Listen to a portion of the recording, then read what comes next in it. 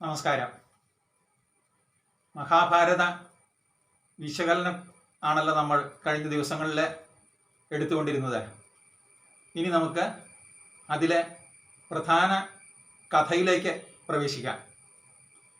നേരത്തെ പറഞ്ഞിരുന്നു, അതിലെ ഓരോ കഥാപാത്രങ്ങളുടെയും ഓരോരോ ചെറിയ ചെറിയ തെറ്റുകൾ കാലക്രമേണ കൂടിക്കൂടി വന്ന് ഒടുക്കം അത് ഒരു വലിയ പൊട്ടിത്തെറിയിലേക്ക് ആയതാണ് മഹാഭാരതം എന്ന് നമ്മൾ നേരത്തെ പറഞ്ഞിരുന്നതാണല്ലോ. ഇനി നമുക്ക് അതിനുള്ള കാരണങ്ങളിലേക്ക്, പ്രധാന കഥയിലേക്ക് ഒന്ന് പ്രവേശിക്കാം. ആദ്യമായി ശാന്തനുവിൻ്റെ കഥയിൽ നിന്നാണ് ഇതിൻ്റെ പ്രധാന ചരിത്രങ്ങൾ തുടങ്ങുന്നത്. പ്രധാന സംഭവങ്ങളും അവിടെ നിന്നും ആരംഭിക്കുന്നു. ശാന്തനു പ്രദീപൻ്റെ പുത്രനാണ്. അദ്ദേഹത്തിന് ഒരു പ്രത്യേക സിദ്ധി ലഭിച്ചിരുന്നു. അദ്ദേഹം ആരെ സ്പർശിക്കുന്നുവോ, അയാൾ വൃദ്ധനാണെങ്കിൽ പോലും അയാൾക്ക് മനസ്സിന് കൂടുതൽ ശാന്തത കൈവരിക്കുകയും ഒരു യുവാവിൻ്റെ ഊർജ്ജസ്വലത കിട്ടുകയും ചെയ്യും എന്ന് ഒരു അനുഗ്രഹം കിട്ടിയിരുന്നു എന്നാണ് പറയുന്നത്. അതുകൊണ്ടാണ് അദ്ദേഹത്തിന് ശാന്തനു എന്ന പേര് സിദ്ധിച്ചതത്രേ.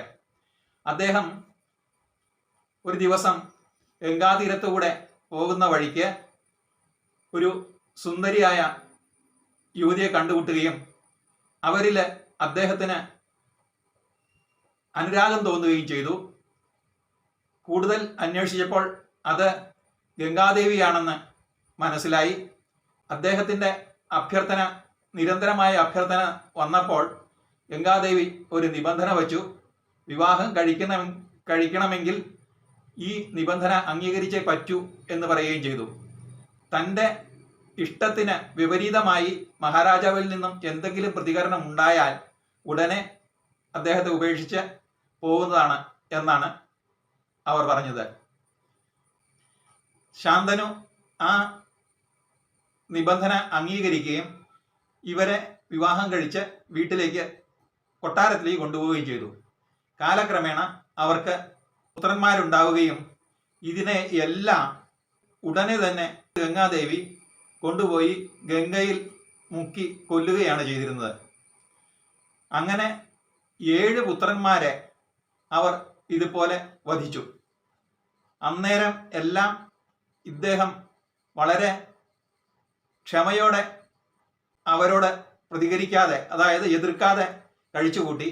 പക്ഷേ 8ാമതും ഇതുപോലെ ഉണ്ടായ കുട്ടിയെ ഗംഗയിൽ ഒഴുക്കാൻ കൊണ്ടുപോയപ്പോൾ അദ്ദേഹം അതിന് തടസ്സം നിൽക്കുകയും നിബന്ധന തെറ്റിച്ചതുകൊണ്ട് ഗംഗാദേവി ഉടനെ തന്നെ അവിടെ നിന്ന് യാത്രയാവുകയും ചെയ്തു. പോയപ്പോൾ ഈ കുട്ടിയെയും കൊണ്ടുപോയി അതിനെ വളർത്തി വലുതാക്കി എല്ലാ വിദ്യാഭ്യാസവും ചെയ്യിച്ച് കൊടുത്തുകൊള്ളാം എന്ന വാക്കാലാണ് അവർ അവിടെ നിന്ന് കൊണ്ടുപോയത്. ആ കുട്ടിയാണ് മഹാഭാരത കഥയിലെ പ്രധാന കഥാപാത്രമായ ഭീഷ്മര്.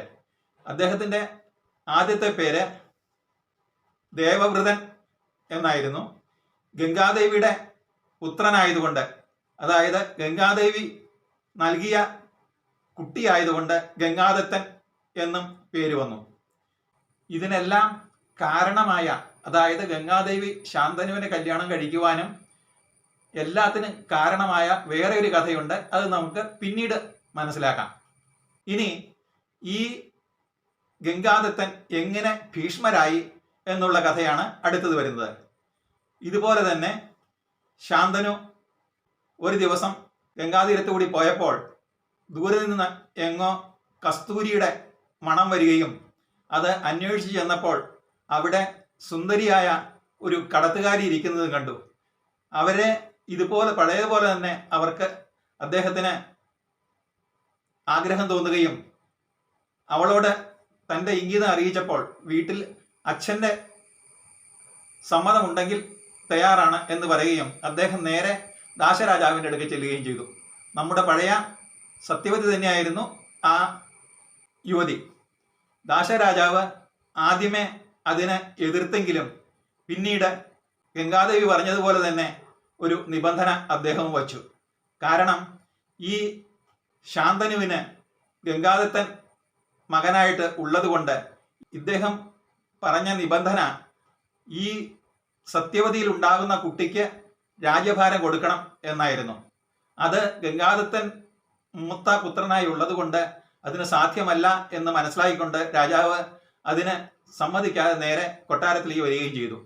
പക്ഷേ ഈ സത്യവതിയിലുള്ള അഭിനിവേശം കാരണം രാജാവ് ഓരോ ദിവസവും ഊണും ഉറക്കവും താല്പര്യം കുറഞ്ഞ് ക്ഷീണിച്ച് വരികയും ചെയ്തു.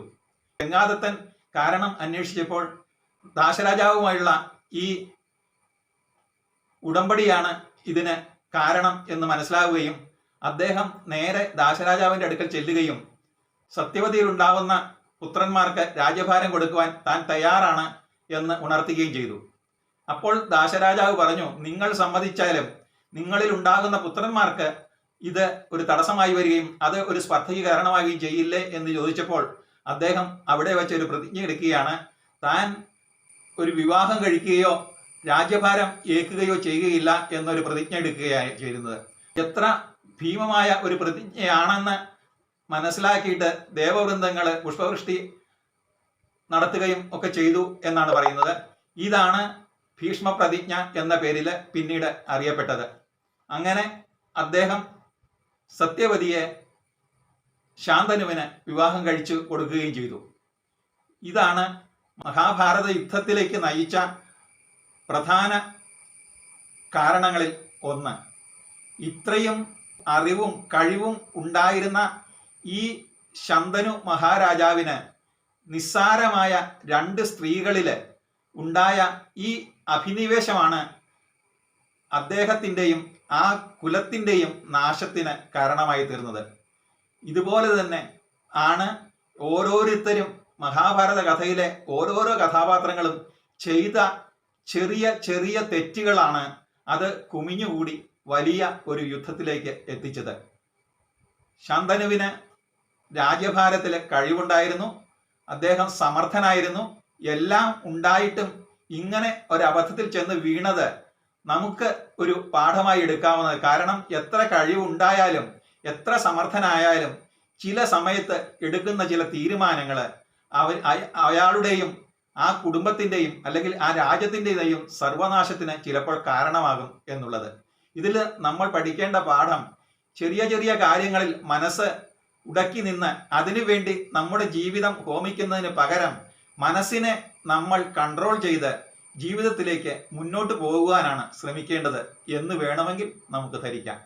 നാളെ മറ്റൊരു കഥയുമായിട്ട് നമുക്ക് വരാം. നമസ്കാരം.